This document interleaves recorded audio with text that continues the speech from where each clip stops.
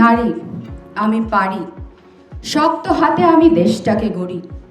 আমি পরমা সুন্দরী উৎকৃষ্ট রমণী, 10 হস্তে বিষের সেবা, করিনিক ভয় না সংশয়। আমি রুদ্ধকামিনী, আমি সঞ্চয়িনী। 10টা অর্গানাইজেশন এবং খুব ছোট ছোট অর্গানাইজেশন মিলে ফেমিনিস্ট কমিটি করেছে। সেই কমিটির মাধ্যমে আমরা মনে করছি আরও 100 থেকে 200 অর্গানাইজেশন একসাথে নেটওয়ার্কের মাধ্যমে আমরা কাজ করব। 1908 সালে নিউ ইয়র্কের রাজপথে যে নারীরা ন্যায় ও অধিকারের দাবি করে এগিয়ে এসেছিলেন, তাদের সেই সাহসী পদচিহ্ন আজও আমাদের পথ দেখায়। অন্যায়ের বিরুদ্ধে দাঁড়ানোর সাহস নিয়ে, সমতার পৃথিবী গড়ার বিশ্বাস নিয়ে। আমাদের এবারের প্রতিপাদ্য, আজকের পদক্ষেপ, আগামীর ন্যায় বিচার। সুরক্ষিত হোক নারী ও কন্যার অধিকার। পুরুষের পাশাপাশি বিশ্বলয়ে নারীরা এনেছে সফলতা। নারী ছাড়া যায় কি ভাবা সমাজের ঐক্যতা।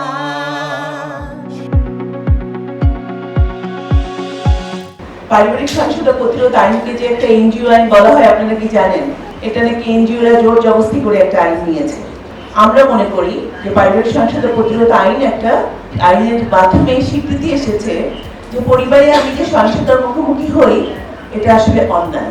আমাদের বিশ্বকোষ সেক্রেটারি মহোদয় বলছিলেন না যে আসলে কয়জন এই মিনিস্টার নারী, তো এই মন্ত্রী পরিষদের মধ্যে এরকম অবস্থা কেমন? নমিনেশন দিতে এই অবস্থা কেমন? আমাদের যে এই ওপিডিস উইমেন লিড অর্গানাইজেশনগুলো, আমরা যদি আমাদেরকে এগিয়ে নিয়ে না আসতে পারি, অর্গানাইজেশনকে যদি আমরা সামনের দিকে না আনতে পারি, তাহলে প্রতিবন্ধী জনগোষ্ঠীকে আমরা কিন্তু সার্ভ করতে পারবো না। মেইনস্ট্রিমিং যারা নারী সংগঠক রয়েছেন, তাদের মাঝে অনেকটাই পিছিয়ে পড়া হচ্ছে প্রতিবন্ধী নারী সংগঠকরা। ডোনার পার্টের লোক রয়েছেন, সরকারি লোক রয়েছেন, যাদের সমাজের পৃষ্ঠপোষকতা দরকার এই ধরনের নারীদেরকে সম্পৃক্ত করার জন্য।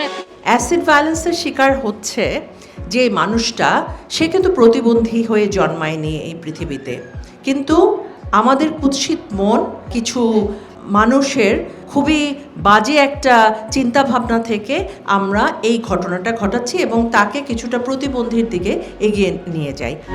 আপনি যদি ঠিক মতন পদক্ষেপ নেন, সংসারে যদি ঠিক মতন পদক্ষেপ নাও, তাহলে কন্যা শিশুরা ঠিক মতন তার ভবিষ্যৎ গড়ে তুলতে পারবে, আদারওয়াইজ না। প্রতিবাদ করতে হবে কেন নারীকে? কারণ নারীকে সবসময় আমরা প্রান্তিকদেরকে নিয়ে কাজ করি বলি, প্রান্তিক গোষ্ঠী কিন্তু আসলে নারীদেরকেও ধরা হয়। নারীরাই প্রান্তিক গোষ্ঠীর প্রতিনিধি। কেন নারী প্রতিবাদ করে না?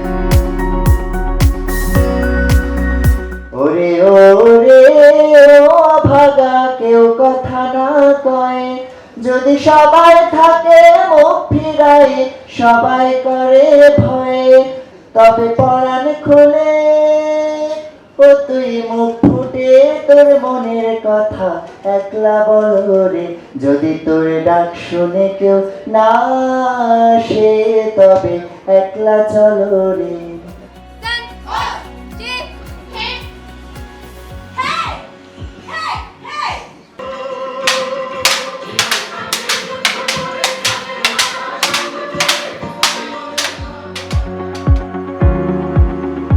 আন্তর্জাতিক নারী দিবসের সংজ্ঞা বা যে থিম, সেটার সাথে একটা বড় জায়গা দেখি ন্যায় বিচার বা ন্যায় বিচারের যে কাঠামো, সেই কাঠামোটা একেবারেই জেন্ডার ব্লাইন্ড।